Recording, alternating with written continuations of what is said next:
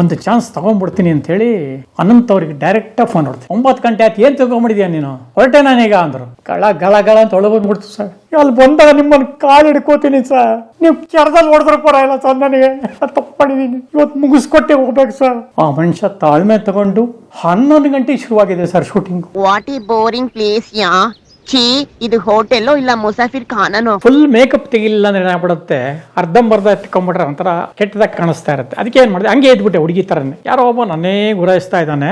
ಈ ಟೆನ್ಷನ್ ಒಂದು 10 ನಿಮಿಷ ರಿಲ್ಯಾಕ್ಸ್ ಮಾಡ್ಕೊಳಕ್ಕೆ ಅಲ್ಲೇ ಒಂದು ಆಲದ ಮರ ಕಟ್ಟೆ ಮೇಲೆ ಕೂತ್ಕೊಂಡಿದ್ದೆ. ಪಕ್ಕದಲ್ಲಿ ಬಂದು ಕೂತ್ಕೊಂಡ, ಹಿಂಗೆ ಇಡ್ಸಿದ್ರೆ ಕೈ ಇಟ್ಟು, ಮೇರಾ ರೂಮ್ ಕಿ ಆ ಜಾಯಿಯೇ ಅಂದ. ನನಗೆ ಅರ್ಥ ಆಗೋಯ್ತು. ಓಹೋ ಸರ್ ಸರ್ ಅನಾಹುತ ಆಗೋಯ್ತು ಸರ್, ನನ್ನ ಮಗಳನ್ನ ಯಾರು ಕಿಡಿಗೇಡಿಗಳು ಕಿಡ್ನಾಪ್ ಮಾಡ್ಬಿಟ್ಟಿದ್ದಾರೆ ಸರ್, ದಯವಿಟ್ಟು ಕಾಪಾಡಿ ಸರ್. ಅವು ಏಣಿ ಆಟ ಆಕ್ಚುಲಿ ನಮ್ಮ ವಿನಯ ಪ್ರಸಾದ್ ಇದಾರಲ್ಲ, ಅವ್ರ ಹಸ್ಬೆಂಡ್ ಪ್ರಸಾದ್, ಅವ್ರ ಡೈರೆಕ್ಷನ್ ಅದು. ಅದಕ್ಕೆ 2-3 ಜನ ಪೇಪರ್ನವರು ಇವರು ಎಲ್ಲ ಪಾರ್ಟ್ನರ್ಸ್ ಆಗಿದ್ರು, 4 ಜನ ಏನೋ. ಅದು ಮಾಡ್ತಾ ಇದ್ದು. ಅದು ಮಾಡಿದಾಗಲೂ ಹಾಗೆ ಒಂದು ಚಿಕ್ಕ ಪಾತ್ರ ಮಾಡಿದೆ. ಆಮೇಲೆ ಈ ಜೂನಿಯರ್ ಆರ್ಟಿಸ್ಟ್ಗಳು ಕಮ್ಮಿ ಆಗ್ಬಿಡೋರು. ಅವಾಗ ಮಾಮೂಲಿ ಶಂಕರ್ ಛಾಯೆ ಥರ ಇತ್ತಲ್ಲ ನಮಗೆ, ನಾನೇ ಹೋಗಿ ಪೊಲೀಸ್ ಡ್ರೆಸ್ ಹಾಕೊಂಡು ಅಲ್ಲೆಲ್ಲೋ ನಿಂತ್ಕೊಳ್ಳೋದು, ಇನ್ನೆಲ್ಲೋ ಮಾಡೋದು.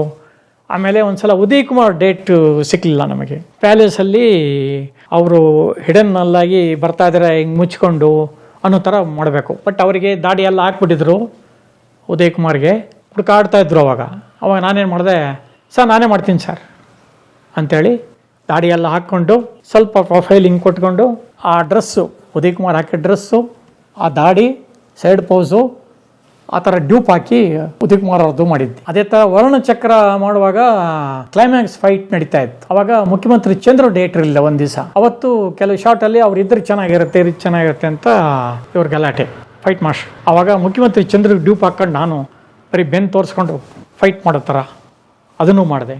ಸೊ ಈ ಥರ ಅವಕಾಶಗಳು ಸಿಕ್ತಾಗೆಲ್ಲ ಡ್ಯೂಪು ಮಾಡೋದು, ಇದು ಮಾಡೋದು, ಅಡ್ಜಸ್ಟ್ ಮಾಡ್ಕೊಂಡು ಹೋಗ್ತಾ ಇರ್ತೀವಿ. ಅದು ಇದು ಅಂತ ಏನಿಲ್ಲ, ನಮಗೆ ಏನು ಕೊಟ್ಟರು ಮಾಡೋದೆ. ಹಾವು ಎಣ್ಣೆ ಆಟದಲ್ಲಿ ಅನಂತ್ನಾಗ್ ಶೂಟಿಂಗ್ ಕೈ ಕೊಟ್ಟಿದ್ದು ಅಂತ ಬರ್ದಿದ್ದೀರಿ. ಅದು ಹೇಳಿದ್ರೆ ಅವ್ರಿಗೆ ಬೇಜಾರಾಗತ್ತೆ. ಈಗ ಅದು ಏನಾಗುತ್ತೆ ಅಂದರೆ, ಎಲ್ಲರೂ ಕಾಯ್ತಾನೆ ಇದ್ದಾರೆ. ಕಾವೇರಿ ಕಾಂಟಿನೆಂಟಲ್ ಅವಾಗ ಸ್ವಲ್ಪ ಆ ಕಾಟೇಜು ಮತ್ತು ಒಂದು ಪಾರ್ಟಿ ಹಾಲು ಅಲ್ಲೆಲ್ಲ ಶೂಟಿಂಗ್ ಮಾಮೂಲಿ ಆಗ್ತಾ ಇತ್ತು. ಇಲ್ಲಿ ಕನಿಂಗ್ಹ್ಯಾಮ್ ರೋಡು, ಚಾಮುಂಡೇಶ್ವರಿ ಎದುರುಗಡೆ ಇವಾಗ ಇದೆಯಲ್ಲ, ಹಾಸ್ಪಿಟ್ಲ್ ಇದೆಯಲ್ಲ, ಜೈನ್ ಹಾಸ್ಪಿಟ್ಲ, ವಖಾರ್ಡ ಅದರ ಎದುರುಗಡೆ ಒಂದು ಕಾವೇರಿ ಕಾಂಟಿನೆಂಟಲ್ ಅಂತ ಇದೆ. ಅಲ್ಲಿ ಮೊದಲು ಶೂಟಿಂಗ್ಗಳು ಜಾಸ್ತಿ ಆಗ್ತಾ ಇತ್ತು. ಅಲ್ಲಿ ಎಲ್ಲ ಪ್ಲ್ಯಾನ್ ಮಾಡಿದ್ದೀವಿ ನಾವು. ಸರಿ, ಬೇರೆ ಒಂದಿಷ್ಟು ಮಾಡ್ದು ಅನಂತ್ ಅವ್ರು ಬಂದರೆ ಜಾಯಿನ್ ಮಾಡಿ ಆ ಸೀನ್ ಮುಗಿಸ್ಬೋಣ ಅಂತ ಕಾಯ್ತಾ ಇದ್ದಾರೆಲ್ಲ. ನನಗೆ ಎಲ್ಲೋ ಒಂದು ಕಡೆ ಒಂಚೂರು ಡೌಟ್ ಬಂತು. 1-2 ಕಡೆ ಫೋನ್ ನೋಡಿದೆ. ಭಾಳ ಆಪ್ತರು ಕೆಲವರು ಪ್ಯಾಕಪ್ ಮಾಡ್ಕೊಂಡು ಹೋಗಿ ಕೇಳೋ, ಯಾಕೆ ಕಾಯ್ತೀರಾ, ಅವ್ರು ಬಾಂಬೆಗೆ ಹೋಗಾಯ್ತು. ಹಾಂ, ಬಾಂಬೆಗೆ ಹೋದ್ರಾ? ಹೌದು. ಅವರಿಗೆ ಸ್ವಲ್ಪ ಬಾಂಬೆ ಒಡನಾಟ ಇತ್ತು. ಅವಾಗ ಹಿಂದಿ ಸಿನಿಮಾಗಳೆಲ್ಲ ಮಾಡಿದ್ರು, ಕೆಲವು ಪರ್ಸನಲ್ ಕೆಲಸಗಳಿಗೂ ಹೋಗೋರು. ಅದು ನನಗೆ ಗೊತ್ತಾಗೋಯ್ತು. ನಾನು ಹೇಳಿದೆ ಫೋನ್ ಮಾಡಿ ಪ್ರೊಡ್ಯೂಸರ್ಗೆ, ಇಲ್ಲ ಸರ್ ಪ್ಯಾಕಪ್ ಮಾಡೋಣ, ಹಿಂಗಾಯ್ತೆ, ಬಾಂಬೆಗೆ ಹೊರಟೋಗಿದ್ದಾರೆ ಸರ್ ಅಂತ. ನಾನು ಅವ್ರು ಊರಿಲ್ಲ ಅಂತ ಅಷ್ಟೇ ಹೇಳಿದ್ರೆ ಸಾಕಾಗಿತ್ತು. ಬಾಂಬೆಗೆ ಹೊರಟೋದ್ರು ಅಂದ್ಬಿಟ್ನಲ್ಲ, ಆ ನ್ಯೂಸ್ ಅವ್ರು ಇಮಿಡಿಯೇಟಾಗಿ ಯಾರ ಮೂಲಕನೋ ಫೋನ್ ಮಾಡಿ, ಏನು ಸರ್ ಬಾಂಬೆಲಿ ಇದ್ದೀರಂತೆ ಅಂತ ತಗೊಂಡು ಏನೋ ಮಾಡಿ, ಇವ್ರಿಗೆ ಹೆಂಗೆ ಗೊತ್ತಾಗೋಯ್ತು ನಾನು ಇದ್ದೀನಿ ಇಲ್ಲಿ ಅಂತ. ಅವ್ರು ಇನ್ವೆಸ್ಟಿಗೇಟ್ ಮಾಡಿದ್ದಾರೆ, ಹೆಂಗೆ ಗೊತ್ತಾಯಿತು ಅಂತ. ಮಂಜೆ ಹೆಂಗೆ ಕಡೆಯಿಂದ ಗೊತ್ತಾಯಿತು. ಬೆಂಡೆತ್ತರು ಚೆನ್ನಾಗಿ ನನಗೆ, ನಿನಗೆ ಯಾಕೆ ಹೋಗ್ಬೇಕದೆಲ್ಲ, ನನ್ನ ಡೇಟು ನನ್ನಿದು, ನಾನು ಮುಗಿಸ್ಕೊಡೋದು ನನ್ನ ಕೆಲಸ, ನನಗೆ ಗೊತ್ತು. ಬಾಂಬೆಗೆ ಹೋದ್ರು, ಮಡ್ರಾಸ್ ಹೋದ್ರು, ಅದೆಲ್ಲ ಯಾಕೆ ಬೇಕು ನಿನಗೆ, ನೀನು ಯಾಕೆ ಹೇಳಕ್ಕೆ ಹೋದೆ, ತಪ್ಪಾಗೋಯ್ತು ಬಿಡಿ ಸರ್, ಸಾರಿ ಸರ್. ಹಾಗೆ ಅವರು ಬಾಂಬೆಗೆ ಹೊರಟುಬಿಟ್ಟಿದ್ರು. ಅವಾಗ ಸ್ಪಾಟಿಗೆ ಬರ್ತಾರೆ ಅಂತ ಇಟ್ಕೊಳ್ಳಿ, ಅವ್ರಿಗೆ ಕರೆಕ್ಟಾಗಿ ಕೊಟ್ಬಿಡ್ಬೇಕು ಸೀನ್ ಪೇಪರು, ಅದು ಇದು. ಯಾವ ಪರ್ಸನಲ್ ಮೇಕಪ್ ಮ್ಯಾನ್ ಕೇಳಲ್ಲ, ಕಾಸ್ಟ್ಯೂಮರ್ ಕೇಳಲ್ಲ ಇವತ್ತಿಗೂ. ಸೊ ಸಿಂಪಲ್ ಆಗೇ ಇರ್ತಾರೆ, ಶಂಕರನ್ ಥರನೇ. ಒಂದು ಒಳ್ಳೆ ಕಾಫಿ ಬೇಕು, ಕೊಟ್ಬಿಟ್ರೆ ಕುಡ್ಕೊಂಡು ದಮ್ ಹೊಡ್ಕೊಂಡು ಸೀನ್ ಪೇಪರ್ ನೋಡ್ಕೊಂಡು ರೆಡಿ ಆಗ್ಬಿಡ್ತಾರೆ. ಅವ್ರಿಗೆ ಹೇಳಬೇಕು ಇಷ್ಟೊತ್ತಿಗೆ ಹಿಂಗೆ ಸರ್ ಅಂತ. ಸುಮ್ಮನೆ ಕೂರಿಸ್ಬಿಟ್ರೆ ಸೆಟ್ ಜಾಸ್ತಿ ಅವ್ರಿಗೆ. ಎಂಥರೇ ಆಗಲಿ, ಬಂದ್ಕೂಡಲೇ ಅವರಿಗೆ ವಿಷಯ ಹೇಳ್ಬಿಟ್ಟು ಹಿಂಗೆ ಸೀನ್ ಸರ್, ಇಷ್ಟೊತ್ತಿಗೆ ಶುರು ಮಾಡ್ತೀವಿ, ಒಂದು 10 ನಿಮಿಷ ಟೈಮ್ ಇದೆ, ಅದು ಹೇಳಿದ್ರೆ ಪರವಾಗಿಲ್ಲ. ಹಾಂ ರೆಡಿ ಸರ್ ಅಂದ್ಬಿಟ್ಟು ಸುಮ್ಮನೆ ಕೂರಿಸ್ಬಿಟ್ರೆ ಅವಾಗ ಹೆಂಗೆ ಆಗ್ಬಿಡುತ್ತೆ, ಇರಿಟೇಟ್ ಆಗ್ಬಿಡುತ್ತೆ. ಸೊ ಅವರಿಗೆ ಈ ಥರ ಎಲ್ಲ ಇದು ಮಾಡಿದ್ರೆ ಆಗಲ್ಲ. ಸುಮ್ಮನೆ ಕಾಯಿಸೋದಾಗಲಿ ಇನ್ನೊಂದಾಗಲಿ ಇದೆಲ್ಲ ಮಾಡಿದ್ರೆ. ಈಗಲೂ ಕೆಲವು ಒಂದು 2-3 ಜನ ಪರ್ಮನೆಂಟ್ ಡ್ರೈವರ್ ಇದ್ದಾರೆ ಯೂನಿಯನ್ನಲ್ಲಿ. ಅವ್ರು ಏನು ಮಾಡ್ತಾರೆ, ಮ್ಯಾನೇಜರ್ 7 ಗಂಟೆಗೆ ಪಿಕಪ್ ಮಾಡಿ ಏನಿದ್ರೆ ಫೋನ್ ಮಾಡಿ ಕೇಳ್ಕೊತಾರೆ ಅನಂತ್ ಸಾರಿಗೆ, ಸರ್ ಎಷ್ಟೊತ್ತಿಗೆ ಬರಲಿ ಸರ್, ಯಾಕಪ್ಪ ಅಂದ. ಅಲ್ಲ ಮ್ಯಾನೇಜರು ಹೇಳಿದ್ರು 7 ಗಂಟೆ ಕರೆಕ್ಟಾಗಿ ಹೋಗೋರು ಮನೆಗೆ ಅಂತ ಹೇಳ್ಬಿಟ್ಟು. ಎಲ್ಲಿ ಲೊಕೇಶನ್ನು, ಕಂಠೀರವ ತಾನೇ, 7:15 ಕರೆಕ್ಟಾಗಿ ಸಾಕು ನೀನು ಅಂತಾರೆ ಲೆಕ್ಕಾಚಾರ ಹಾಕ್ಕೊಂಡು. 7:15 ಡಾಟ್ ಅಲ್ಲಿರ್ಬೇಕು ಮನೆ ಮುಂದೆ. 7:10 ಹೋದರೆ ಬಯಸ್ಕೊಳ್ಳೋದೆ ಅವನು, ಯಾಕ ಮನೆ ಮುಂದೆ ಬಂದು ಎಲ್ಲರಿಗೂ ನೋಡ್ಬೇಕಾ ಕಾಯ್ತಾ ಇದ್ದಾರೆ ಅನಂತಿಗೆ ಅಂದ್ಬಿಟ್ಟು ಅಂತಾರೆ. 7:20 ಆದರೆ ಗ್ರಾಚಾರ. ಯಾಕ ಇಷ್ಟು ಲೇಟ್ ಮಾಡಿದ್ಯಾ? ಅದಕ್ಕೆ ಅವರು ಇವ್ರು ಹೇಳಿದಕ್ಕಿಂತ 10 ನಿಮಿಷ ಮುಂಚೆನೇ ಆ ಕಾರ್ನಲ್ಲಿ ಹೋಗಿ ನಿಂತ್ಕೊಂಡ್ಬಿಟ್ಟು ಕಾಯ್ತಾ ಇರ್ತಾರೆ. ಟೈಮ್ ಆಯಿತು, ಅವಾಗ ಮೂವ್ ಮಾಡ್ತಾರೆ, ಮನೆ ಮುಂದೆ ಹೋಗಿ ನಿಲ್ಸ್ಕೊತಾರೆ. ಇಷ್ಟು ಸಿಸ್ಟಮ್ಯಾಟಿಕ್ ಅವರು. ಟೈಮ್ ಅಂದರೆ ಟೈಮ್ ವೇಸ್ಟೇಜ್ ಮಾಡಲ್ಲ, ಆದರೆ ಹೇಳಿದ ಟೈಮಿಗೆ ಕರೆಕ್ಟಾಗಿ ಫಾಲೋ ಮಾಡ್ಬೇಕು ಅಷ್ಟೇ, ಅದು ಇಂಪಾರ್ಟೆಂಟ್. ಕೆಲವು ಸಲ ಅದು ಉಲ್ಟಾಗುತ್ತೆ.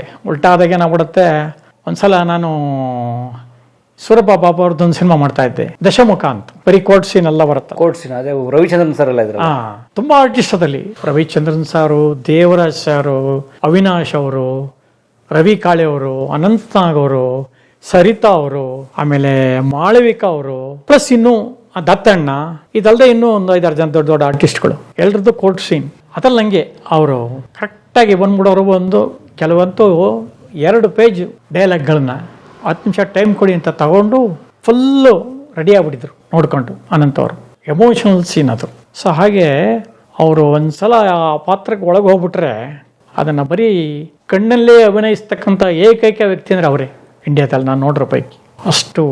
ಈಗ ಮಾಲ್ಗುಡಿ ಡೇಸರು ಅಷ್ಟೇ, ಮಿಠಾಯಿ ವಾಲದಲ್ಲಿ ಆ ಏಜಡ್ ಪಾತ್ರ, ಆ ಗಂಧಿ ಟೊಪ್ಪಿ ಎಲ್ಲ ಹಾಕ್ಕೊಂಡು ಆ ಒಂದು ಇದನ್ನೆಲ್ಲ ಹತ್ತಿತ್ರ ಹಿಂಗೆ ಇಟ್ಕೊಂಡು ಆ ಎಫೆಕ್ಟಿಗೆ ಅದಕ್ಕೇನು ಬೇಕು ಆ ಪಾತ್ರಕ್ಕೆ ಅದನ್ನು ಫುಲ್ಫಿಲ್ ಮಾಡ್ತಕ್ಕಂಥ ಒಂದು ಕೆಪಾಸಿಟಿ ಇರೋ ಏಕೈಕ ಕಲಾವಿದ ಅಂದರೆ ಅವರೇ. ಗ್ರೇಟ್, ಅದರಲ್ಲಿ ಏನು ಮಾತಾಡೋಂಗೆ ಇಲ್ಲ. ಈ ಕೇಸಿಗೆ ಸಂಬಂಧಪಟ್ಟ ಹಾಗೆ ತೀರ್ಮಾನ ಆಗೋವರೆಗೂ ಈ ರೂಮಿಂದ ಯಾರು ಹೊರಗಡೆ ಬರಬಾರ್ದು. ಈ ದಶಮುಖ ಮಾಡುವಾಗ ನಾನು ಒಂದು ವಿಷಯ ಹೇಳಲೇಬೇಕು. ಏನಾಯ್ತಂದ್ರೆ, ನಮ್ಮ ಶಿವಾಜಿರಾವ್ ಜಾಧವ್ ಮೈಸೂರು ಕಲಾವಿದ, ಅವರಿಗೆ ಡವಾಲಿ ಪಾತ್ರ, ಜಡ್ಜ್ ಪಕ್ಕದಲ್ಲಿ ಡವಾಲಿ ಪಾತ್ರ ಕೊಟ್ಟಿದ್ರು. ಅವರು ಮೈಸೂರಿಂದ ಬಂದರು, ಸ್ವಲ್ಪ ಸೀರಿಯಲ್ ಎಲ್ಲ ಬ್ಯುಸಿ ಆಗಿದ್ರು. ಅವತ್ತು ಸೆಟ್ ರೆಡಿ ಆಗಲಿಲ್ಲ, ನಮ್ಮದು ಶೂಟಿಂಗ್ ಕ್ಯಾನ್ಸಲ್. ಇನ್ನೊಂದು ಚೂರು ಪ್ಯಾಚಪ್ ಇದೆ, ಬೇಡ ಇವತ್ತು ಮಾಡೋದು, ಬೇರೆ ಔಟ್ಡೋರ್ ಏನೋ ಶಾರ್ಟ್ಸ್ ತಗೊಂಡು ಪ್ಯಾಕಪ್ ಮಾಡೋಣ, ನಾಳೆ ಒಳಗೆ ಫುಲ್ ನೈಟ್ ರೆಡಿ ಮಾಡಿಬಿಡ್ರಿ ಅಂದ್ಬಿಟ್ಟು ಆ ಡೇಟ್ರಿಗೆ ಹೇಳ್ಬಿಟ್ಟು ಅವತ್ತು ಪ್ಯಾಕಪ್ ಮಾಡಿದ್ರು. ಕೂಡಲೇ ಅವರು ಜಾಧವ್ ಬಂದು ಹೇಳಿದ್ರು, ಸರ್ ಇವತ್ತು ಅಪ್ಸೆಟ್ ಆಯಿತು, ನಾಳೆ ಇನ್ನೊಂದೇನೋ ಸಮಸ್ಯೆ ಆಗತ್ತೆ, ನನಗೆ ಸೀರಿಯಲ್ನಲ್ಲಿ ಪ್ರೆಷರ್ ಜಾಸ್ತಿ, ನಾಡ್ದು ಟೆಲಿಕಾಸ್ಟ್ ಆಗಬೇಕು, ಆಚೆ ಟೆಲಿಕಾಸ್ಟ್ ಆಗಬೇಕು, ಆ ಸೀನ್ ಮುಗಿಸ್ಬೇಕು, ಈ ಸೀನ್ ಮುಗಿಸ್ಬೇಕು ಅಂತಾರೆ. 2-3 ಸೀರಿಯಲ್ ಮಾಡ್ತಾ ಇದ್ದೀನಿ ನಾನು, ದಯವಿಟ್ಟು ಬೇರೆ ಯಾರನ್ನ ಹಾಕೊಂಬಿಡಿ ಸರ್, ನನಗೆ ಬೇಡ. ಈಗ ಈ ಪಾತ್ರ ಏನೂ ಮಾಡಿಲ್ಲ ಈ ಸಿನಿಮಾದಲ್ಲಿ, ಅದನ್ನು ನಾನೇ ಮಾಡ್ಬೋದು. ಈಗ ನಾನಾಗೆ ಹೋಗಿ ಕೇಳಿದ್ರೆ ಬೇರೆ ಸಿನಿಮಾದಲ್ಲಿ ಆದಂಗೆ ನಿಮ್ಗೆ ಯಾಕ್ರೆ ಮ್ಯಾನೇಜರ್ ಕೆಲಸ ಮಾಡ್ಕೊಂಡಿರ್ರಿ ನೀವು ಅಂತಾರೆ. ಕೆಲವ್ರು ಹಂಗೆ ಹೇಳ್ತಾರೆ. ಅದೇ CBI ಶಂಕರ್ನಲ್ಲಿ ನಾನು ಥ್ರೋಟ್ ಕ್ಯಾರೆಕ್ಟರ್ ಮಾಡಿಕೊಂಡು ಥ್ರೋಟ್ ಮ್ಯಾನೇಜರಾಗಿ ಥ್ರೋಟ್ ಕ್ಯಾಶಿಯರಾಗಿ ಕೆಲಸ ಮಾಡಿದ್ದೀನಿ. ಒಬ್ಬ ಅಸ್ಟೆಂಟ್ ಇಟ್ಕೊಂಡು ಶಾರ್ಟ್ ತೆಗಿತಿದ್ದಾಗ ಇರಪ್ಪ ಒಂದು ನಿಮಿಷ ಅಂದ್ಬಿಟ್ಟು 2,000 ರೂಪಾಯಿ ಆಯ್ತು, ತಗೊಂಡು ಹೋಗೋ ಊಟಕ್ಕೆ ಹೋಗು ನೀನು, ಆಮೇಲೆ ಮಾತಾಡೋಣ. ಈ ಥರ ಎಲ್ಲ ಪ್ಲ್ಯಾನ್ ಮಾಡಿರೋನು ನಾನು. ಇದು ಯಾವ ಲೆಕ್ಕ? ಅದು ಒಂದೇ ಸೆಟ್ಟಲ್ಲಿ ಬೇರೆ ಶೂಟಿಂಗು ಆರಾಮಾಗಿ ತೊಗೊಂಡೋಗಿ ಎಲ್ಲರನ್ನೂ ರಾಕ್ಲೈನ್ ಸ್ಟುಡಿಯೋಗೆ ಡಂಪ್ ಮಾಡಿಬಿಟ್ರೆ ಸೆಟ್ ನಡೀತಾ ಇರುತ್ತೆ, ಹೋಗೋರು ಹೋಗ್ತಿರ್ತಾರೆ, ಬರ್ತಿರ್ತಾರೆ, ಯಾವ ಟೆನ್ಷನು ಇಲ್ಲ. ಆದರೂ ಇದು ಯಾಕೋ ಸರಿ ಬರೋಲ್ಲ ಅಂದ್ಬಿಟ್ಟು ಏನು ಮಾಡಿದೆ, ಅಸೋಸಿಯೇಟ್ ಡೈರೆಕ್ಟ್ರಿಗೆ ಹೇಳಿದೆ, ಜಾಧವ್ ಏನೋ ಮಾಡಲ್ಲ ಅಂತ ಇದ್ದಾರೆ, ಆ ಪಾತ್ರ ನಾನೇ ಮಾಡ್ತೀನಿ. ಒಂದು ಮಾತು ಪ್ರೊಡ್ಯೂಸರ್ಗೋ ಡೈರೆಕ್ಟ್ರಿಗೋ ಕಿವಿಗೆ ಹಾಕಿ, ರವಿ ಶ್ರೀವತ್ಸ ಡೈರೆಕ್ಟ್ರ್ ಕಿವಿಗೆ ಹಾಕಿ ಅಂದೆ. ಅವ್ರ ಮೂಲಕ ಕಿವಿಗೆ ಹೋಯ್ತು ಅವರಿಗೆ, ಮಂಜೇನು ಕೆಲೆ ಮಾಡಿಸ್ಬೋದಲ್ಲ ಸಾರ್. ಅವ್ರಿಗೂ ಸಡನ್ನಾಗಿ ಫ್ಲ್ಯಾಶ್ ಆಯಿತು ಸೂರಪ್ಪ ಬಾಬುಗೆ, ಹೌದಲ್ವಾ, ಹೇಗೂ ಇಲ್ಲೇ ಇರ್ತಾನವನು, ಎಲ್ಲೂ ಹೋಗಲ್ಲ. ಒಂದ್ಸಲ ಬೆಳಗ್ಗೆ ಬಂದರೆ ಸಾಯಂಕಾಲದವರೆಗೂ ಎಲ್ಲೂ ಯಾವ ಪರ್ಮಿಷನ್ಗೆ ಹೋಗಬೇಕಾಗಿಲ್ಲ, ಏನೂ ಮಾಡಬೇಕಾಗಿಲ್ಲ. ಈ ಸೆಟ್ಟೆಲ್ಲ ಮುಗಿದ ಮೇಲೆ ಲೈಬ್ರರಿನಲ್ಲಿ ಒಂದು ಕೋರ್ಟ್ ಎಕ್ಸ್ಟೀರಿಯರ್ ಥರ ಮಾಡೋದು, ಅದೆಲ್ಲ ಕಬ್ಬನ್ ಪಾರ್ಕಲ್ಲಿ ಪ್ಲ್ಯಾನ್ ಮಾಡಿದ್ವಿ. ಅದು ಆಲ್ರೆಡಿ ಪರ್ಮಿಷನ್ ಹಾಕಾಗೋಗಿದೆ, ಹಾಗಿದ್ರೆ ಏನು ತೊಂದರೆ ಇಲ್ಲ ಅಂದ್ಬಿಟ್ಟು ಪ್ಲ್ಯಾನ್ ಮಾಡಿದ್ದಾರೆ. ಅಕಸ್ಮಾತ್ ರವಿ ಶ್ರೀವತ್ಸ ಅಯ್ಯೋ ಅವ್ನು ಬಾಡಾರೇ ಅಂದ್ಬಿಟ್ರೆ ಇನ್ಯಾರನ್ನ ಹುಡುಕ್ಬೇಕಲ್ಲ ನಾನು, ಅವನಿಗೆ 10-5 ಕೊಡಬೇಕು ದಿನಕ್ಕೆ, ಇವನಿಗೆ ಸ್ವಲ್ಪ ಸಸ್ತ ಮಾಡಿಸ್ಬಿಟ್ರಾಯ್ತು ಅಂತೇನು ಮಾಡಿದ್ದಾರೆ. ನನಗೆ ಕೇಳಿಸೋ ಡಿಸ್ಟೆನ್ಸಲ್ಲೇ ಇದ್ದರು, ಹೋಗ್ಬಿಟ್ಟು ಅವ್ರ ಹತ್ರ, ಡೈರೆಕ್ಟ್ರೇ ಆ ಡವಾಲಿ ಪಾತ್ರ ಏನು ಮಾಡ್ತೀರಾ, ಶಿವಾಜಿರಾವ್ ಆಗಲ್ಲ ಅಂತಂದರು, ಬೇರೆ ಯಾರ ಕೈಲಿ ಮಾಡಿಸ್ಬೋದು, ಇವನು ಹೆಂಗೋ ಸುಮ್ಮನೆ ಇರ್ತಾನಲ್ಲ ಇಲ್ಲಿ ಮಂಜಯ್ಯ ಸೆಟ್ಟಲ್ಲೇನೆ, ಅವನ ಹತ್ರ ಮಾಡಿಸ್ಬಿಡಿ ಎತ್ಲಾಗೆ ಏನಂತೀರಾ, ಮಾಡ್ಬೋದು, ಅವರು ಕಲಾವಿದ ಇರ್ತಾನೆ, ಮಾಡಲಿ ಅಂತ. ಸೊ ಫಿಕ್ಸ್ ಆಯ್ತು ನಂಗೆ. ಕೂಡಲೇ ಕ್ಯಾಶಿಯರ್ನ ಕರೆದುಬಿಟ್ಟು, ಅವರ ಪರ್ಮನೆಂಟ್ ಕ್ಯಾಶಿಯರ್ ಇದ್ದಾರೆ, ಕಂಪ್ನಿ ಕ್ಯಾಶಿಯರು, ನೋಡಪ್ಪ ಇದು ಸುಮಾರು 14 ದಿವಸ ಇದೆ ಕ್ಯಾರೆಕ್ಟ್ರ್, ನಾನು ಆಲ್ರೆಡಿ 5,000 ರೂಪಾಯಿ ತಗೊಳಕ್ಕೆ ಶುರು ಮಾಡಿ 20 ವರ್ಷದ ಮೇಲೆ ಆಯಿತು. ಆ ಲೆಕ್ಕದಲ್ಲಿ 14 70,000 ಆಗತ್ತೆ. ಅವ್ರೇನು ಮಾಡಿದ್ರು, ಬೇರೆಯವ್ರಿಗಾದರೆ 14 70 ಕೊಡಬೇಕು, ಮಂಜಂಗೆ 35 ಕೊಟ್ಬೋಣ ಬಿಡು ಅಂದರು. ಅಪ್ಪ ಕಮ್ಮಿ ಹೇಳ್ತಾವ್ರಲ್ಲಪ್ಪ, ಹಿಂಗೆ ಚೌಕಾಸಿ ಮಾಡಿದ್ರೆ ಅದು ಹೋಗ್ಬಿಡುತ್ತೆ, ಬೆಳಗಿನ ಸಾಯಂಕಾಲ ತನಕ ಸುಮ್ಮನೆ ಹೋಟ್ಲ ಹೊಡ್ಕೊಂಡು ಮಾಡ್ತಾ ಇದ್ರೆ ಮ್ಯಾನೇಜರ್ ಕೆಲಸಕ್ಕೆ 2,000 ಡೈಲಿ ಕೊಡ್ತಾ ಇದ್ದಾರೆ. ಹಂಗಿರುವಾಗ ಇನ್ನು ಮತ್ತೆ ನನ್ನ ಡಿಮ್ಯಾಂಡ್ ಮಾಡೋದು ಯಾಕೆ, ಬೇಡ ಕೊಟ್ಟಷ್ಟೇ ಕೊಡಲಿ ಒಂದು ಸುಮ್ಮನೆ ಆಗ್ಬಿಟ್ಟು. ಅದು 14 ದಿವಸ, ಆಮೇಲೆ ಸಣ್ಣ ಪುಟ್ಟ ಪ್ಯಾಚ್ ವರ್ಕು ಅಂತೇಳಿ 18 ದಿವಸಕ್ಕೋ 19 ದಿವಸಕ್ಕೋ ಸಿನಿಮಾನೇ ಮುಗ್ದೋಯ್ತು ಅದು. ಆದರೆ ಅದು ಎಬೋ ಎವರೇಜ್ ಆಗೋಯ್ತು ಪಿಕ್ಚರ್. ನನಗೆ 1 ಪೈಸಾ ದುಡ್ಡು ಬರಲಿಲ್ಲ. ಕೇಳಿದ್ರೆ ಆಯ್ತಪ್ಪ ಮಾಡ್ಕೊಡ್ತೀನಿ, ಒಳ್ಳೆ ಮನುಷ್ಯನೇ ಸ್ವರೂಪ ಬಾಬು, ಒಳ್ಳೆ ಮನುಷ್ಯನೇ ಇದ್ದಾಗ ಕೊಟ್ಬಿಡ್ತಾರೆ, ಕೊಟ್ಬಿಡ್ತಾರೆ. ಅವಾಗ ಟೈಟ್ ಆಗೋಯ್ತಲ್ಲ. ನೆಕ್ಸ್ಟ್ ಸುದೀಪ್ ಹಾಕೊಂಡು ನಾನು ಪ್ಲಾನ್ ಮಾಡ್ತಾ ಇದ್ದೀನಿ ಕಣ, ಅವಾಗ ಮಾಡ್ಕೊಡ್ತೀನಿ ಅಂತ. ಅವಾಗ ಸುದೀಪ್ ಸರ್ ಶೂಟಿಂಗ್ ನಡೀಜಕ್ಕೆ ಹೋದೆ. ಸರ್ ಅದು ಪತ್ರ ಮಾಡಿದ್ನಲ್ಲ ಅದರದ್ದೆಲ್ಲ ಅಮೌಂಟು, ಅದು ಯಾವ ಮೂಡಲ್ಲಿದ್ರು, ಆಮೇಲೆ ಶೂಟಿಂಗ್ ಟೆನ್ಷನ್ಗಳಿರ್ತಾವಲ್ಲ, ದೊಡ್ಡ ಸಿನಿಮಾ. ನಾನು ಯಾರು 20 ಲಕ್ಷ ಕಳ್ಕೊಂಡು ಕೂತೀನಿ, ದುಡ್ಡು ಹೋಗ್ರೆ ಒಯ್ದ್ಬಿಟ್ರಿ. ಏನೋ ಒಂದು ಸಮಾಧಾನ ಮಾತು, ಇವಾಗ ಅಲ್ಲಪ್ಪ ನಾವು ಕೊಡ್ತೀನಿ ಅಂತ ಹೇಳ್ಬೋದಿತ್ತು, ಅಥವಾ ಇನ್ನೂ ಒಂದು 10 ಕಮ್ಮಿ ಮಾಡ್ಕೊಂತ ಹೇಳ್ಬೋದಿತ್ತು. ಮಾಡಲಿಲ್ಲ. ಕ್ಯಾಶಿಯರ್ ಹತ್ರ ಹೋದೆ. ನಿಂಗೆ ಗೊತ್ತಲ್ಲಪ್ಪ, ಹೇಳಿದ್ರು ತಾನು ನಿನ್ನ ಎದುರಿಗೇನೆ 35 ಮಂಜೆ ಇಕ್ಕೋಣ ಅಂತ. ಅದಲ್ಲದೆ ಸಣ್ಣ ಪುಟ್ಟ ಖರ್ಚು ಮಾಡೋದು ಬೇರೆ, 15,000 ರೂಪಾಯಿ ಲೆಕ್ಕ ಕೊಟ್ಟಿದ್ದೀನಿ, 50,000 ರೂಪಾಯಿ ಬರಬೇಕು ಒಂಚೂರು, ಏನೋ ಮಾಡಿಸ್ಕೊಡಪ್ಪ. ಸಾರ್ ನಾನು ಎಪ್ಪಡಿ ಸೊಲ್ಲ ಮುಡಿಯೋ ಸಾರ್, ನಿಂಗೆ da ಪೇಸಣು ಅಂದ್ಬಿಟ್ಟು ಅವಾಯ್ಡ್ ಮಾಡ್ಬಿಟ್ಟು. ಸೊ ಹಂಗಾಗಿ ನಾನು ಈಗಲೂ ಒಂದೊಂದು ಸಲ ಮೂಡಿದ್ದಾಗ ಅವರಿಗೆ ಮೆಸೇಜ್ ಆಗ್ತಾ ಇರ್ತೀನಿ, ದಯವಿಟ್ಟು ಅನುಕೂಲ ಆದಾಗ ನಮ್ಮನ್ನು ಜ್ಞಾಪಿಸ್ಕೊಳ್ಳಿ, ಕಷ್ಟದಲ್ಲಿದ್ದೀನಿ, ಕೆಲಸಗಳಿಲ್ಲ ಅಂತ. ಅದು ಯಾವಾಗ ಮನಸ್ಸು ಬರುತ್ತೋ, ಯಾವಾಗ ಕೊಡ್ತಾರೋ ನೋಡೋಣ. ಖಂಡಿತ ಕೊಡ್ತಾರೆ ಅನ್ನೋ ಭರವಸೆ ಇದೆ. ಹಾಗೆ ಏನೇ ಮಾಡಕ್ ಹೋದ್ರು ಎಲ್ಲೋ ಒಂದ್ ಕಡೆ ಉಲ್ಟಾ ಆಗೋಗುತ್ತೆ. ಅದೇನ್ ನಮ್ಮ ಇದು ಗೊತ್ತಿಲ್ಲ. ಹಾಗೆ ಅದರಲ್ಲೂ ಕೂಡ ಅನಂತ್ ನಾಗ್ ಅವರು ಈ ಕಾಸ್ಟ್ಯೂಮ್ ಎಲ್ಲ ರೆಡಿ ಮಾಡೋಕ್ಕೋಸ್ಕರ ಮಾತಾಡಕ್ಕೆ ನಾನು ಅವ್ರ ಮನೆಗೆ ಹೋದೆ, ಇದೇ ಸೂರಪ್ಪ ಬಾಬು ಪಿಕ್ಚರ್ಗೆ. ನನಗೆ ಇತ್ತೀಚೆಗೆ ಅನಂತ್ ಅವರಿಗೆ ಗಾಡಿ ಕೊಟ್ಟಾಗಲಿ ಇದಾಗಲಿ ಯಾವುದೋ ಅಭ್ಯಾಸ ಇರಲಿಲ್ಲ. ಯಾವ ಸಿನಿಮಾನು ಇತ್ತೀಚೆಗೆ ಮಾಡಿರಲಿಲ್ಲ. ಬಹಳ ಹಿಂದೆ ಅವ್ರದ್ದು ಅಂಬಾಸಡರ್ ಕಾರ್ ಇತ್ತು, ಅದೇ ತಗೊಂಬಂದ್ಬಿಡೋರು ಅವರು. ಯಾವುದೋ 1-2 ಸಿನಿಮಾಕ್ಕೆ 1-2 ಶಾರ್ಟಿಗೆ ಕೂಡ ಯೂಸ್ ಮಾಡಿದ್ದೀನಿ, ನನಗೆ ಜ್ಞಾಪಕ ಇದೆ ಅವ್ರ ಕಾರ್ನ. ಇತ್ತೀಚೆಗೆ ಅವರು ಬರೀ ಯೂನಿಯನ್ ಗಾಡಿನೇ ಯೂಸ್ ಮಾಡೋದು ಅವರು. ಅದು ನನ್ನ ಗಮನಕ್ಕೆ ಬಂದಿಲ್ಲ. ನಾನು ಕಾರೆಲ್ಲ ಅಲರ್ಟ್ ಮಾಡ್ಕೋಬೇಕಲ್ಲ, ನಾಳೆ ಶೂಟಿಂಗ್ ಸ್ಟಾರ್ಟು ದಶಮುಖ. ಸರ್ ನಿಮ್ಮದು ನಿಮ್ಮ ಗಾಡಿಯಲ್ಲೇ ಬರ್ತೀರಾ, ನಾವು ಗಾಡಿ ಕಳಿಸ್ಬೇಕಾ ಸರ್ ಅಂದೆ. ಅದು ತಪ್ಪಾಗೋಯ್ತು. ಅವ್ನಿಗೆ ಹೆಂಗೆ ಗೊತ್ತಿಲ್ವ, ಅವನಿಗೆ ನಾನು ಇವನೇನು ಗಾಡಿ ತೊಗೊಳಕ್ಕೆ ಎಷ್ಟು ವರ್ಷ ಆಯಿತು, ನನ್ನ ಗಾಡಿ ಬರ್ತಿರೋದು ಕೇಳ್ತಾ ಇದ್ದಾನಲ್ಲ ಅಂತ. ಅವತ್ತೇ ಸರಿಯಾಗಿ ಕಸ್ಟಮರಿಗೆ ಫೋನ್ ಹೊಡೆದ್ಬಿಟ್ಟು, ಅನಂತ್ ಸರ್ ಮನೇಲಿದ್ದೀನಪ್ಪ, ಮೆಜರ್ಮೆಂಟ್ ಯಾವಾಗ ಬರ್ತೀಯ, ಅವರಿಗೆ ಅರ್ಜೆಂಟ್ ರೆಡಿ ಆಗಬೇಕು ಸರ್. ಬರ್ತೀನಿ ಸರ್. ಸರ್ ಏನೋ ಕೇಳಿಸ್ತಾ ಇಲ್ಲ ಸರ್, ಸರಿ ಗಾಡಿ ಸರ್, ಅವನೆಲ್ಲ ಔಟ್ ಆಫ್ ರೇಂಜಲ್ಲಿ ಇದ್ದಾನೆ ಅಂತ ಕಾಣುತ್ತೆ. ಶೌಟಿಂಗ್, ಅವ್ರ ಮನೆ ನೋಡಿದ್ಯಾ ತಾನೇ, ಹೋಗ್ಬಿಟ್ಟು ಮೆಜರ್ಮೆಂಟ್ ಅಲ್ಲಿ ತಗೊಂಡು ಬೇಗ ರೆಡಿ ಮಾಡಪ್ಪ ಅವ್ರದ್ದು ಅಂತ ಒಂಚೂರು ಏರದ್ದು ನಿಲ್ಲಿ ಮಾತಾಡಿದೆ. ಅದು ಗಂಡ ಹೆಂಡತಿ ಇಬ್ಬರಿಗೂ ಇರಿಟೇಟ್ ಆಗೋಗಿದೆ, ಇನ್ಕ್ಲೂಡಿಂಗ್ ಗಾಯತ್ರಿ ಅವರು ಅದನ್ನು ಸೂರಪ್ಪ ಬಾಬುಗೆ ಹೇಳಿದ್ದಾರೆ ಇಮಿಡಿಯೇಟಾಗಿ. ಏನ್ರಿ ನಿಮ್ಮ ಮ್ಯಾನೇಜರ್ ಬಂದ್ಬಿಟ್ಟೆ, ನಮ್ಮ ಆಫೀಸ್ ಏನ್ರಿ ಇದು ಮೇಂಟೈನ್ ಮಾಡೋಕ್ಕೆ, ನಿಮ್ಮ ಆಫೀಸಾ ಓ ಅಂತ ಕೂತ್ಕೊಂಡೇನೋ ಕಾಸ್ಟ್ಯೂಮರ್ ಹತ್ರ ಅದು ಇದು ಮಾತಾಡ್ಕೊಂಡು ನಿಮ್ಮದೇ ಗಾಡೀಲಿ ಬರ್ತೀರಾ ಅಂತ ಕೇಳ್ತಾರೆ ಅವರು ಅಂದ್ಬಿಟ್ಟಿದ್ದಾರೆ. ಅವು 2 ಪಾಯಿಂಟ್ ಹಿಡ್ಕೊಂಬಿಟ್ರು ಸ್ವಾಮಿ ಅವರು. ಸೂರಪ್ಪ ಏನ್ರಿ ನೀವು ಇಷ್ಟು ಸೀನಿಯರ್ ಮ್ಯಾನೇಜರ್ ಆಗಿ ಗೊತ್ತಿಲ್ಲನ್ರಿ ನಿಮಗೆ ಅನಂತ್ ಸರ್ ಬಗ್ಗೆ, ಹಂಗ್ರಿ ನಿಮ್ಮ ಗಾಡೀಲಿ ಬರ್ತೀವಿ ಅಂತ ಕೇಳಕ್ಕೆ ಹೋದ್ರಿ, ಅದೇನು ಅವ್ರ ಮನೇಲಿ ಕೂತ್ಕೊಂಡು ನಿಮ್ದೇನು ದರ್ಬಾರು ಕೂತ್ಕೊಳ್ಳೋದು, ಯಾಕೆ ನನಗೆ ಹಿಂದೆ ಮುಂದೆ ಗೊತ್ತಿಲ್ಲ, ಏನು ಕೇಳ್ತಾ ಇದ್ದಾರೆ ಇವರು. ಓಹೋ, ಇವ್ರ ಕಾಸ್ಟ್ಯೂಮ್ ಬಗ್ಗೆನೇ ನಾನು ಅವ್ರಿಗೆ ಹೇಳ್ತಾ ಇದ್ದೆ, ಬಂದು ಮೆಜರ್ಮೆಂಟ್ ತಗೊಂಡು ರೆಡಿ ಮಾಡಯ್ಯ ಅಂದ್ಬಿಟ್ಟು ಅದೇ ತಪ್ಪಾಗೋಯ್ತಾ. ಓಹೋ, ನಾನೆಲ್ಲೋ ಇನ್ನೂ ಯಾವುದೋ ಕಾಲದಲ್ಲಿದ್ದೀನಿ. ಆಯ್ತಪ್ಪ, ಸರಿ, ತಪ್ಪು ನಮ್ಮದೇ. ನಾವು ಸ್ವಲ್ಪ ಅಪ್ಡೇಟ್ ಆಗಬೇಕು, ಈ ಥರ ಆಗ್ಬಿಟ್ರಾಕಲ್ಲ ಅಂದ್ಬಿಟ್ಟು ಸಮಾಧಾನ ಪಟ್ಕೊಂಡೆ. ಹಾಗೆ ಏನೂ ತಪ್ಪೇ ಇಲ್ಲದೆ ಹೋದರೂ ಕೂಡ ಕೆಲವು ಸಲ ಬಯಸ್ಕೊಳ್ಳುವಂಥದ್ದು ಬರುತ್ತೆ ಈ ಮ್ಯಾನೇಜ್ಮೆಂಟಲ್ಲಿ. ಆ ಥರ ಆಗಿ ಸೂರಪ್ಪ ಬಾಬು ಅವ್ರದ್ದೊಂದು ಎಕ್ಸ್ಪೀರಿಯನ್ಸ್ ನಮಗೆ. ಬೇರೆ ಮುಹೂರ್ತ ಇಲ್ವಾ? ಇಲ್ಲ, ಅದಕ್ಕಿಂತ ಮುಂಚೆ ಮದುವೆ ಮಾಡಿದ್ರೆ ಗಂಡಿನ ಜಾತಕದ ಪ್ರಕಾರ ಗಂಡಾಂತರ ಇದೆ. ಅನಂತ್ ಸರ್ ಅವರು ಜೊತೆ ಇನ್ನೊಂದು ಬಹಳ ಒಂದು ಮಹತ್ತರವಾದಂಥ ಒಂದು ಘಟನೆ ನನ್ನ ಜೀವನದಲ್ಲಿ ನಡೆದೋಯ್ತು. ಅದು ನಾನೇ ಮಾಡುವಾಗ ಮಂಗಳಮುಖಿ ಪಾತ್ರ ಇತ್ತು ರಾಜಾ ಹಿಂದೂಸ್ತಾನಿನಲ್ಲಿ, ಅದರ ರಿಮೇಕ್ ಇದು ನಾನೇ. ಅದಕ್ಕೆ ನಾವು ತುಂಬಾ ಜನ ಹುಡುಕಾಡ್ಬಿಟ್ಟು ಆ ಹಿಂದಿನಲ್ಲಿ ಮಾಡಿರೋ ಆರ್ಟಿಸ್ಟ್ನು ಬಹಳ ಟ್ರೈ ಮಾಡಿದ್ವು ನಾವು ಪಾತ್ರಕ್ಕೆ. ರೇಟು ಡೇಟು 2 ಹೊಡಿತಾ ಇದೆ. ಅವ್ರು 8 ಲಕ್ಷ ಕೇಳ್ತಾರೆ, ಇವರು ಅಷ್ಟೆಲ್ಲ ಕೊಡಕ್ಕೆ ತಯಾರಿಲ್ಲ. ಆಮೇಲೆ ಅವ್ರು ಹೇಳಿ ಡೇಟ್ ಇವ್ರಿಗೆ ಸೆಟ್ಟು ಆಗ್ತಾ ಇಲ್ಲ, ಅವ್ರನ್ನ ಬಿಟ್ಟಾಕಾಯ್ತು. ಆಮೇಲೆ ಶಿವಶಂಕರ್ ಮಾಸ್ಟರ್ ಅಂತ ಒಬ್ಬರಿದ್ದಾರೆ, ಬಹುಶಃ ಈಗಿದಾರ ನನಗೆ ಐಡಿಯಾ ಇಲ್ಲ. ಅವರು ಸ್ವಲ್ಪ ಹಾವ ಎಲ್ಲ ರೆಂಡೇ ಬಾ ಹಿಂಗೆ ಡ್ಯಾನ್ಸ್ ಮಾಡುವಾಗ ಹೇಳ್ಕೊಡೋದು, ಆ ಮೂಮೆಂಟ್ಸು ಒಂಥರ ಇದ್ರ ಹುಡುಗಿ ಟೈಪೇ ಡಾನ್ಸ್ ಮಾಸ್ಟರ್. ಅವ್ರನ್ನೂ ಟ್ರೈ ಮಾಡಿದವು. ಅವ್ರ ಡೇಟು ಅಡ್ಜಸ್ಟ್ ಆಗ್ತಾ ಇಲ್ಲ. ಸರಿಗಮ ಬಿಜಿ ಅವರು ಯಾರನ್ನೂ ಸುಮಾರು ಜನ ಟ್ರೈ ಮಾಡಿದ್ದೀವಿ ನಾವು.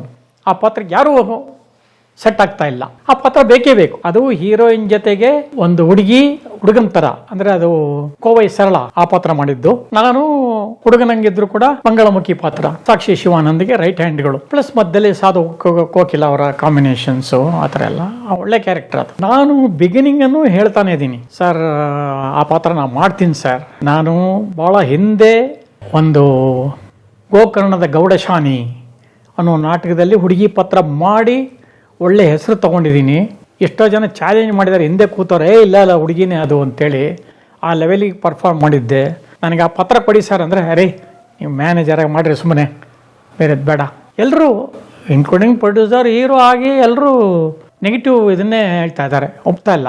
ಸರಿ, ಆಮೇಲೆ ಕಡೆಗೆ ನಾನು ಮತ್ತೆ ಅಸೋಸಿಯೇಟ್ ಡೈರೆಕ್ಟ್ರು ಪ್ಲ್ಯಾನ್ ಮಾಡ್ಕೊಂಡು ಹೋದು, ಮೀಸೆ ಎಲ್ಲ ಬೋಳಿಸಿ ಆ ಡ್ರೆಸ್ ಹಾಕ್ಕೊಂಡು ಒಂದು ತೋರಿಸಿದ ಮೇಲೆ ಒಪ್ಕೊಂಡ್ರು, ನಾನು ಮಾಡಿದೆ ಅಂತ ಹೇಳಿದ್ದೆ. ಈ ಶೂಟಿಂಗ್ ಮಾಡುವಾಗ ಏನಾಯ್ತು, ಇದು ರೀಮೇಕ್ ಆದ್ರಿಂದ ಅವಾಗೇನೋ ಜನವರಿ ಒಳಗಡೆ ಅದು ರಿಲೀಸ್ ಆದರೆ ಮಾತ್ರ ಇದು ಸಬ್ಸಿಡಿಗೆ ಹೋಗುತ್ತೆ, ಇಲ್ಲಾಂದ್ರೆ ಆಗಲ್ಲ, ಆ ಥರ ಏನೋ ಇತ್ತು, ಮರೆತು ಬಿಟ್ಟಿದ್ದೀನಿ ಅದು ನಾನು ಏನು ಅಂತ. ಸೊ ಅವಾಗ ಏನು ಮಾಡಿದೆ, ಕ್ಲೈಮ್ಯಾಕ್ಸು ಫೈಟ್ ಬ್ಯಾಲೆನ್ಸ್ ಅದು ಬಿಟ್ರೆ ಒಂದು ದೊಡ್ಡ ಸೀನು, ಟಾಕಿ ಸೀನು, ಅದು ಏರ್ಪೋರ್ಟ್ ಹತ್ರ ಒಂದು ಇದಿದೆ ರೆಸಾರ್ಟ್, ITC ಆದಮೇಲೆ ಅಲ್ಲಿ ಕ್ಲಬ್ ಕಮಾನ ಅಲ್ಲಿ ಮಾಡ್ತಾ ಇದ್ದಿದ್ದು ನಾವು, ಮನೆ ಥರ ಮಾಡ್ಕೊಂಡು.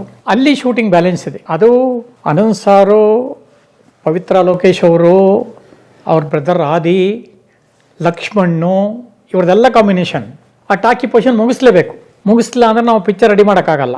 ಸಾಂಗು ಫೈಟು ಜಾಯಿನ್ ಮಾಡ್ಕೋಬಹುದು, ಟಾಕಿ ಪೊಸಿಷನ್ ಏನು ಮಾಡ್ತೀರಾ, ರೆಡಿ ಆಗಲೇಬೇಕು ರೀ ರೆಕಾರ್ಡಿಂಗಿಗೆ. ಆ ಡೇಟ್ ಮುಗಿದ್ರೆ ಇನ್ನು 1 ತಿಂಗಳೋ 1.5 ತಿಂಗಳೋ ನಾನು ಡೇಟ್ ಇಲ್ಲ ಅಂತ ಹೇಳ್ಬಿಟ್ಟಿದ್ರು ಉಪೇಂದ್ರ ಅವರು. ಸೊ ಮುಗಿಸ್ಲೇಬೇಕು, ಎನಿ ಕಾಸ್ಟ್ ಟಾಕಿ ಪೊಸಿಷನ್ ಮತ್ತೆ ಕ್ಲೈಮ್ಯಾಕ್ಸ್ ಮುಗಿಸ್ಕೊಂಡ್ಬಿಡ್ಬೇಕು. ಕ್ಲೈಮ್ಯಾಕ್ಸ್ಗೆ ವಿಜಯನ್ ಡೇಟ್ ಸಿಕ್ತು. ವಿಜಯನ್ ಮಾಸ್ಟರ್, ದೊಡ್ಡ ಮಾಸ್ಟರ್, ಫೈಟ್ ಮಾಸ್ಟರ್. ಅದು ನಾಳೆ ದಿನ ನಾವು ಎಲ್ಲ ಮಡಿಕೇರಿ ಶಿಫ್ಟ್ ಆಗಬೇಕು ಅಂತ ಪ್ಲಾನಿಂಗ್ ಆಗೋಗಿದೆ, ಹೋಟೆಲ್ಸ್ ಎಲ್ಲ ಬುಕ್ ಆಗೋಗಿದೆ, ಎವ್ರಿಥಿಂಗ್ ಆರ್ಗನೈಸ್ಡ್. ಇಲ್ಲಿ ಬಿಫೋರ್ 1 ಡೇ ನಾವು ಬೇರೆ ಎಲ್ಲ ಪ್ಲಾನಿಂಗ್ ಮಾಡಿದ್ದೀವಿ. ಸಾಯಂಕಾಲ ಮೇಲೆ ಅಲ್ಲಿ ಶೂಟಿಂಗು ಕಬಾನದಲ್ಲಿ. ಬೆಳಿಗ್ಗೆ ಆ ಕ್ಲೈಮ್ಯಾಕ್ಸ್ ಅಲ್ಲಿ ಒಂದು ಸಾಂಗ್ ಬರುತ್ತೆ, ಪ್ಯಾಥೋ ಸಾಂಗ್. ಆ ಸಾಂಗ್ನ ಪ್ಯಾಲೇಸಲ್ಲಿ ಮಾಡ್ತಾ ಇದ್ದೀವಿ ನಾವು, ಬೆಂಗಳೂರು ಪ್ಯಾಲೇಸಲ್ಲಿ. ಅವಾಗ ಸುಂದರಂ ಅಂತ ಒಬ್ಬರು ಪ್ರೊಡಕ್ಷನ್ ಮ್ಯಾನೇಜರ್, ರವಿಚಂದ್ರನ್ ಅವ್ರದ್ದೊಂದು ಸಿನಿಮಾ ನಡೀತಾ ಇದೆ. ಅವ್ರು ಬಂದರು, ನನಗೆ ಸರ್ ಸಾಯಂಕಾಲ 2 hours ನನಗೆ ಲಕ್ಷ್ಮಣ್ ಬೇಕು ಸರ್ ಅಂದ್ರು. ಬೇರೆ ಆದ್ರೆ ಏನ್ ಮಾಡ್ತಾರೆ, ನಾನು ನಿಮಗೆ ಮುಂದೆ ಎಕ್ಸಾಂಪಲ್ ಕೊಡ್ತೀನಿ. ನನಗೆ ಯಾವ ತರ 2 ಸಿನಿಮಾಗಳು ಮಿಸ್ ಆಯ್ತು, ಮ್ಯಾನೇಜರು ನನ್ನ ಬಿಟ್ಕೊಡದೆ ಇದ್ದಿದ್ರಿಂದ. ಕರೆಕ್ಟಾಗಿ ಡೈರೆಕ್ಟರ್ ಹತ್ರ ಕೇಳ್ಕೊಳ್ಳೋದಲ್ಲೇ ಆರ್ ಚಂದ್ರು ಹತ್ರ ನಾನು ಹೇಳ್ತಾ ಇದ್ದೀನಿ. ಆರ್ ಚಂದ್ರು ಅವ್ರ ಸಿನಿಮಾದಲ್ಲಿ ನನಗೆ ಕ್ಲೀನಾಗಿ ಗೊತ್ತಿದೆಯಪ್ಪ, ಒಂದೇ ಸೀನ್ ನಾನು ಬ್ಯಾಲೆನ್ಸ್ ಇರೋದು. ಅದಕ್ಕೆ ಮುಂಚೆ 5-6 ದಿವಸ ಕೆಲಸ ಮಾಡಿದ್ದೀನಿ ನಾನು. ಒಂದು ಸೀನ್ ಮಾತ್ರ ಬ್ಯಾಲೆನ್ಸ್ ಇದೆ ನಂದು. ನೈಟ್ ಎಫೆಕ್ಟಲ್ಲಿ ದುನಿಯಾ ವಿಜಿ ಬಂದು ನಾನು ಪಿಕಪ್ ಕೇಳ್ತೀನಿ, ಅವನು ಆಗಲ್ಲ ಅಂತಾನೆ. ನಾನು ಎಣ್ಣೆ ಹೊಡೆದ್ಬಿಟ್ಟಿದ್ದೀನಿ, ಕರ್ಕೊಂಡು ಹೋಗಲ್ಲ ಅಂತಾನೆ. ನಾನು ಪೇಷಂಟಪ್ಪ, ಶುಗರ್ ಪೇಷಂಟು, ಏನಾರ ಮಾಡೋ ವಯಸ್ಸಾಗಿದೆ ಅಂತ ರಿಕ್ವೆಸ್ಟ್ ಮಾಡಿದಾಗ ಕರ್ಕೊಂಡು ಹೋಗ್ತಾನೆ. ಬಟ್ ನಾನು ಮಾಡ್ತಾ ಇರೋದು ಏನು ಕೆಲಸ ಅಲ್ಲಿ, ಅವನ್ನ ಕರ್ಕೊಂಡು ಹೋಗ್ಬಿಟ್ಟು ಒಂದು ರಗಡ್ ಪ್ಲೇಸಲ್ಲಿ ಚೆನ್ನಾಗಿ ತದಕ್ತೀವಿ. ಅವನಿಗೆ ರೈನ್ ಎಫೆಕ್ಟಲ್ಲಿ ಫೈಟ್ ಆಗುತ್ತೆ, ಅವನಿಗೆ ಚುಚ್ಚು ಥರ ಎಲ್ಲ ಆಗುತ್ತೆ.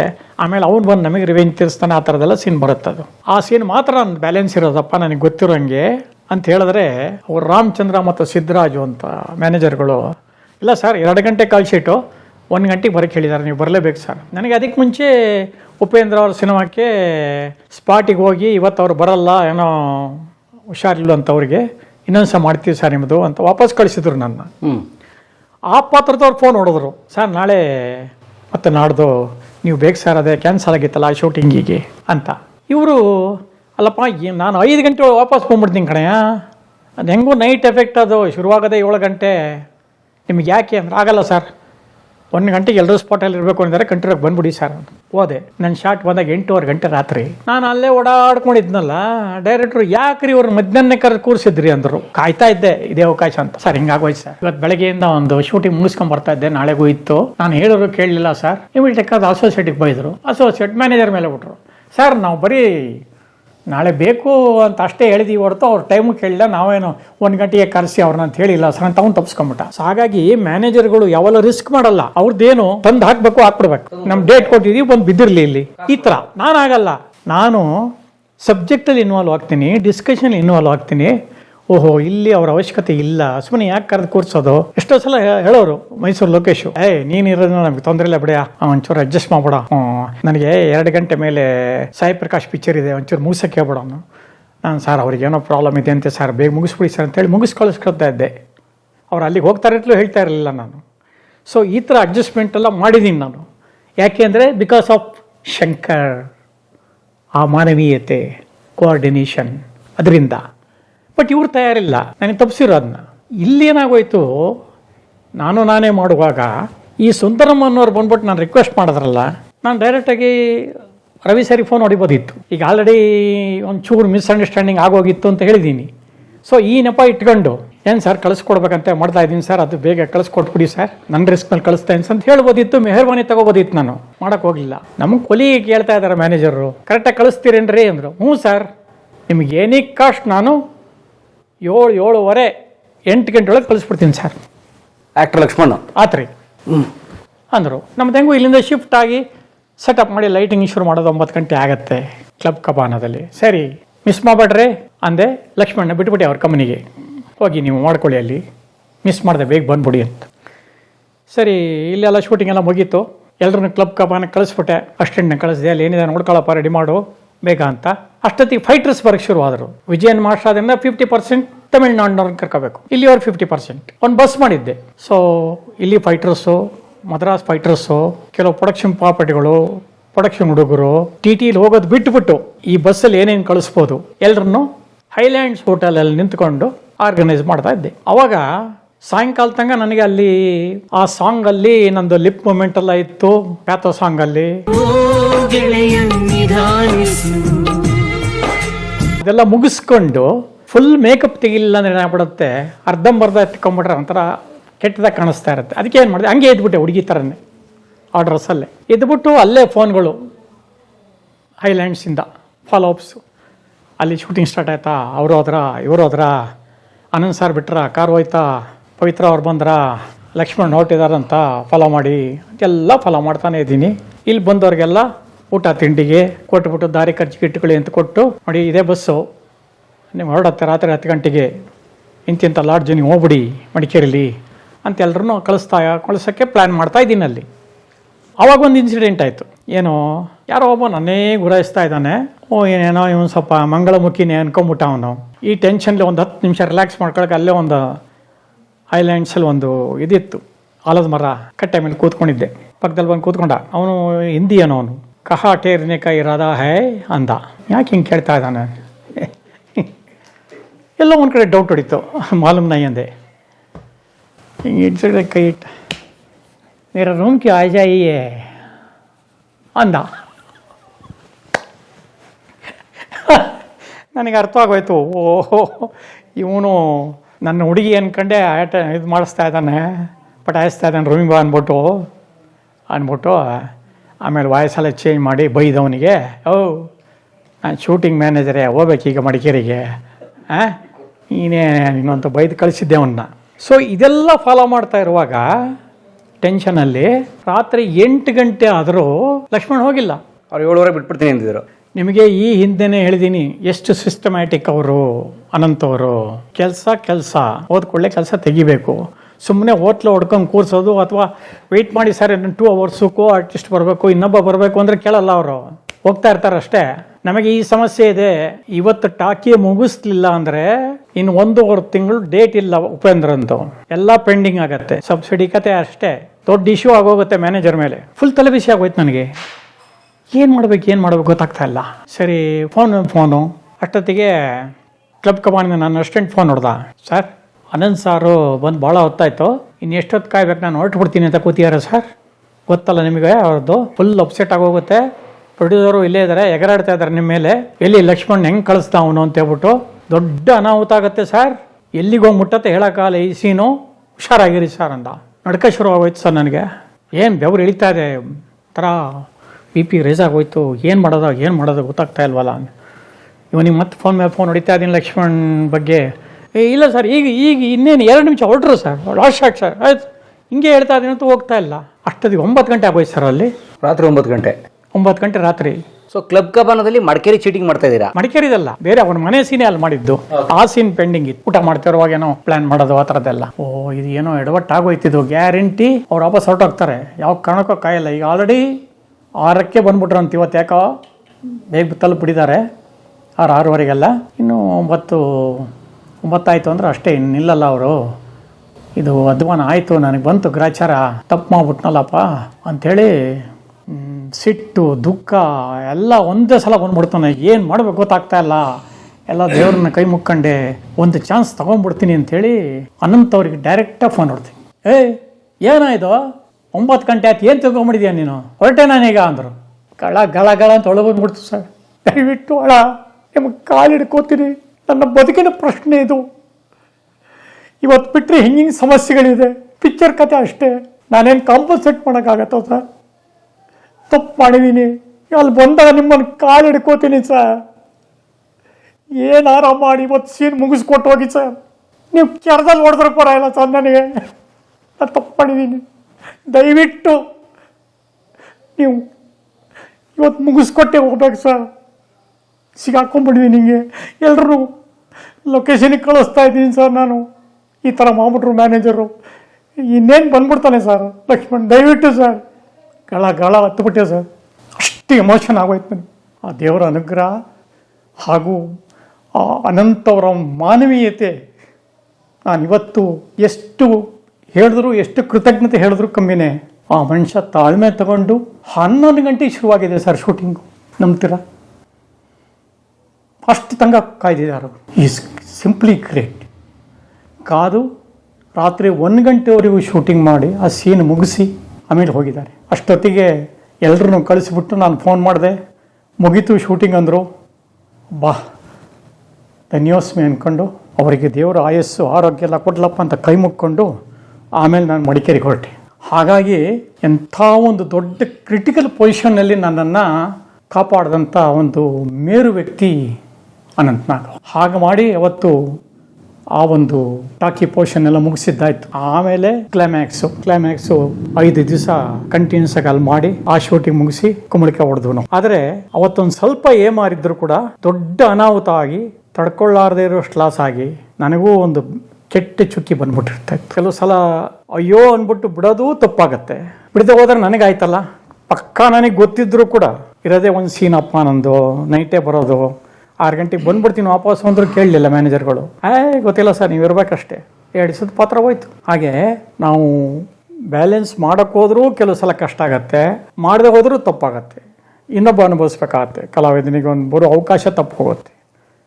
ಸೊ ಹಾಗಾಗಿ ಆ ಒಂದು ನಾನೇ ಮಾಡುವಾಗ ನನಗೆ ಅದೊಂದು ಭಾಳ ಒಂದು ಅದ್ಭುತವಾದಂಥ ಎಕ್ಸ್ಪೀರಿಯನ್ಸ್ ಆಗೋಯ್ತು. ಕಲಾ ಮಾಧ್ಯಮದ ಎಲ್ಲಾ ಎಪಿಸೋಡುಗಳು ನಿಮಗೆ ಸಿಗಬೇಕು ಅಂತಂದ್ರೆ ಕಲಾ ಮಾಧ್ಯಮ ಯೂಟ್ಯೂಬ್ ಚಾನೆಲ್ನ ಸಬ್ಸ್ಕ್ರೈಬ್ ಮಾಡಿ, ಬೆಲ್ ಐಕಾನ್ನ ಕ್ಲಿಕ್ ಮಾಡಿ, ತಪ್ಪದೇ ಮಾಡಿ. ವಿಡಿಯೋ ನೋಡಿದ್ದಕ್ಕೆ ನಿಮಗೆ ತುಂಬಾ ಧನ್ಯವಾದಗಳು. ಪುಸ್ತಕಗಳನ್ನ ಓದು ಮನಸ್ಸನ್ನು ಅರಳಿಸುತ್ತೆ, ಬುದ್ಧಿಯನ್ನು ಚುರುಕು ಮಾಡುತ್ತೆ, ಕಾಣದ ಹೊಸ ಲೋಕವನ್ನು ಪರಿಚಯಿಸುತ್ತೆ. ಹಾಗಾಗಿ ಓದುವ ಸಂಸ್ಕೃತಿ ಹೆಚ್ಚಾಗ್ಲಿ. ಧನ್ಯವಾದ.